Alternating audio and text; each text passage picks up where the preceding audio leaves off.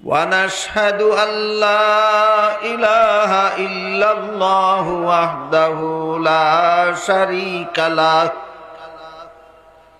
ونشهد أن سيدنا ونبينا ومولانا محمدا عبده ورسوله صلى الله تعالى عليه وعلى آله وأصحابه وبارك وسلم. أما بعد فأعوذ بالله من الشيطان الرجيم. بسم الله الرحمن الرحيم.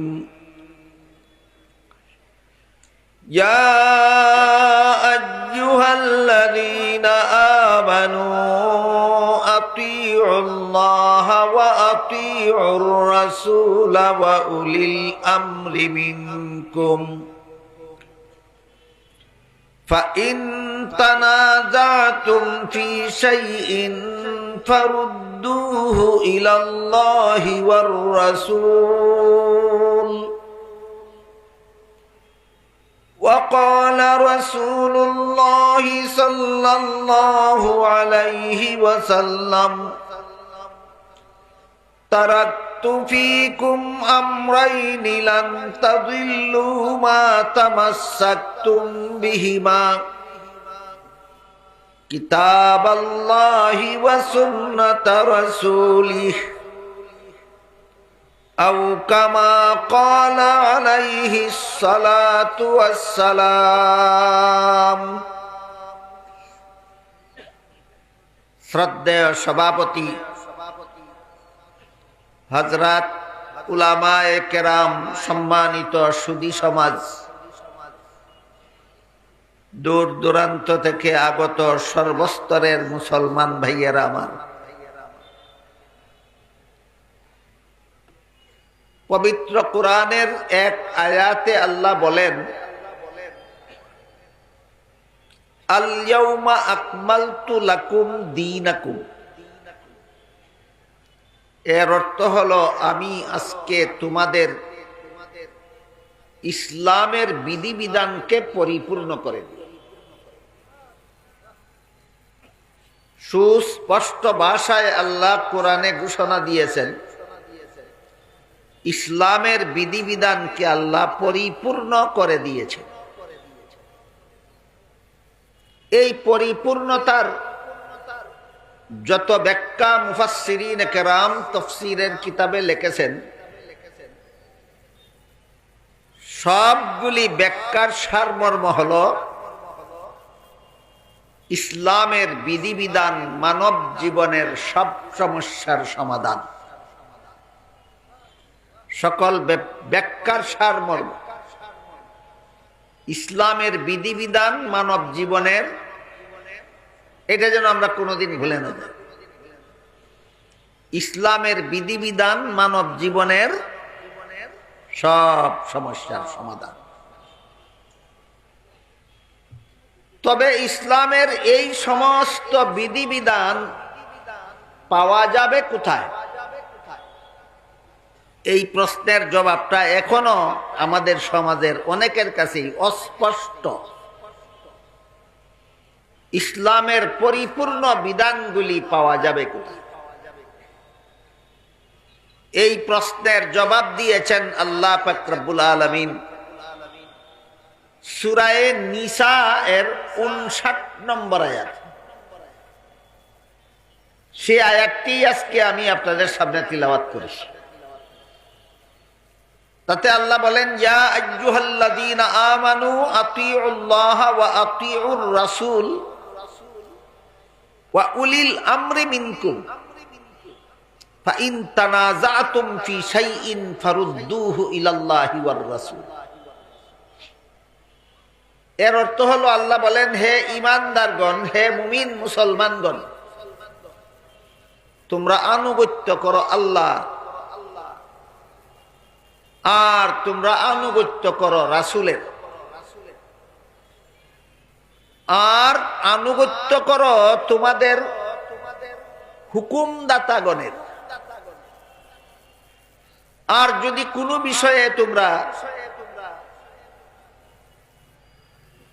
দ্বিমত পোষণ করো, তাহলে যেই বিষয়ে তোমাদের মধ্যে দ্বিমত হয়, ভিন্নমত হয়, সেই বিষয়টাকে আল্লাহ এবং আল্লাহর রাসূলের দিকে ফিরিয়ে দাও। এটা আয়াতের তর্জমা, আয়াতের বাংলা অর্থ।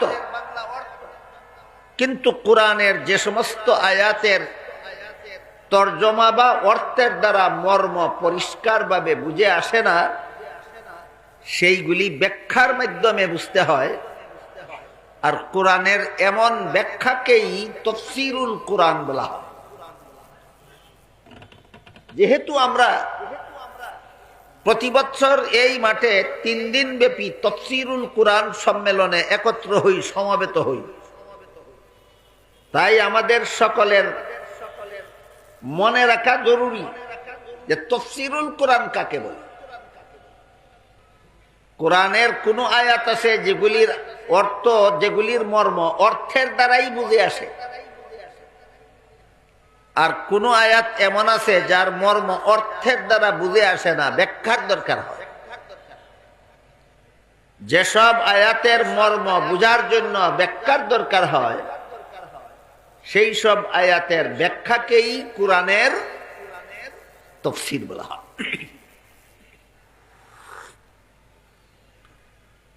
এইরকম একটি আয়াত সূরা নিসার 59 নম্বর আয়াত। এখানে যে আল্লাহ বলেছেন, হে মুমিন মুসলমানেরা তোমরা আনুগত্য করো আল্লাহর, এখানে আল্লাহর আনুগত্য বলতে আল্লাহ কি বুঝালেন ব্যাখ্যা ছাড়া বুঝেন। আনুগত্য করো রাসূলের, এখানে রাসূলের আনুগত্য বলতে আল্লাহ কি বুঝালেন ব্যাখ্যা ছাড়া বুঝে আসবেন। আনুগত্য করো তোমাদের হুকুমদাতাগণের। আল্লাহর পরে, আল্লাহর রাসূলের পরে আবার হুকুমদাতাগণ কারা, এই প্রশ্নের জবাব ব্যাখ্যা ছাড়া বুঝে আসবেন। আল্লাহ এবং আল্লাহর রাসূলের পরে আবার অন্য একদল হুকুমদাতাগণের হুকুম আমরা মানতে যাব কেন, এই প্রশ্নের জবাবও ব্যাখ্যা ছাড়া বুঝে আসবেন। আর যদি কোনো বিষয়ে তোমরা ভিন্নমত পোষণ করো, এখানে তোমরা বলতে আল্লাহ কাদের বুঝালেন ব্যাখ্যা ছাড়া বুঝে আসবেন। ভিন্নমত বলতে কোন ধরনের ভিন্নমত বুঝালেন যে ব্যাখ্যা ছাড়া বুঝে আসবেন। সেই সব বিষয়কে তোমরা আল্লাহ এবং আল্লাহর রাসূলের দিকে ফিরিয়ে দাও। এই ফিরিয়ে দেওয়ার মর্ম ব্যাখ্যা ছাড়া বুঝে। কাজেই সূরা নিসার 59 নম্বর যে আয়াত আমি আপনাদের সামনে তুলে তিলাওয়াত করেছি, এই আয়াতটি অর্থের দ্বারাই মর্ম বোঝা যাবে না ব্যাখ্যা সাপেক্ষে? ব্যাখ্যা সাপেক্ষে। এই আয়াতের যত ব্যাখ্যা, যত তাফসীরের কিতাবে আমি দেখার সুযোগ লাভ করেছি, এর মধ্যে আমার কাছে সবচেয়ে বেশি সহজবুদ্ধ ব্যাখ্যা আমার দৃষ্টিতে আল্লামা ইমাম ফখরুদ্দিন রাজি রহমতুল্লাহি আলাইহির লিখিত তাফসীরে কবিরে খুব চমৎকার এবং সহজবুদ্ধ ব্যাখ্যা সেখানে লেখা হয়েছে। আমি ইমাম রাজির লিখিত সেই বিস্তারিত ব্যাখ্যার সারমর্মটা আপনাদের সামনে তুলে ধরছি। আল্লাহ যে প্রথমেই বলেছেন, আয়াতের শুরুতেই বলেছেন, ইয়া আইয়ুহাল্লাযীনা আমানু আতিউল্লাহ। আতিউল্লাহের অর্থ হলো আল্লাহর আনুগত্য করো। ব্যাখ্যা হলো ওই যে ইসলামের বিধিবিধান মানব জীবনের সব সমস্যার সমাধান। বিধিবিধানগুলি পাওয়া যাবে কোথায়? আল্লাহ এই আয়াতে বলে দিয়েছেন পাওয়া যাবে।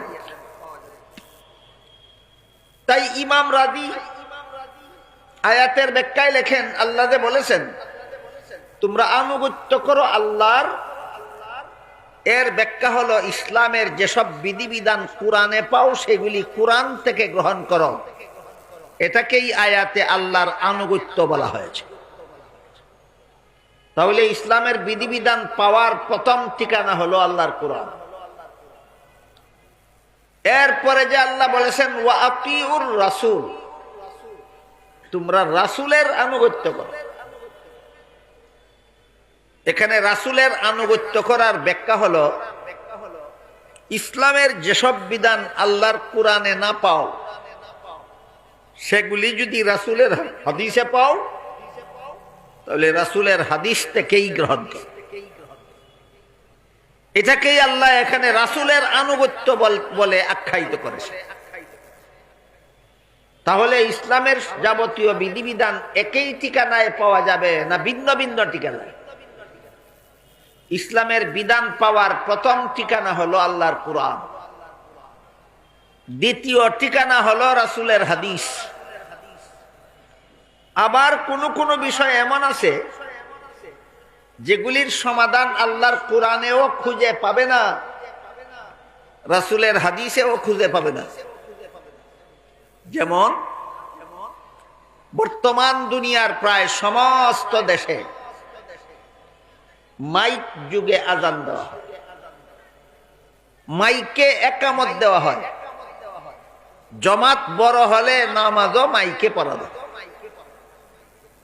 মাইকে আজান দেওয়া জায়েজ না না জায়েজ, মাইকে একামত দেওয়া জায়েজ না না জায়েজ, মাইকে নামাজ পড়া জায়েজ না না জায়েজ, এইসব প্রশ্নের জবাব কোরআনেও খুঁজে পাবেন না, রাসূলের হাদিসেও খুঁজে পাবেন না।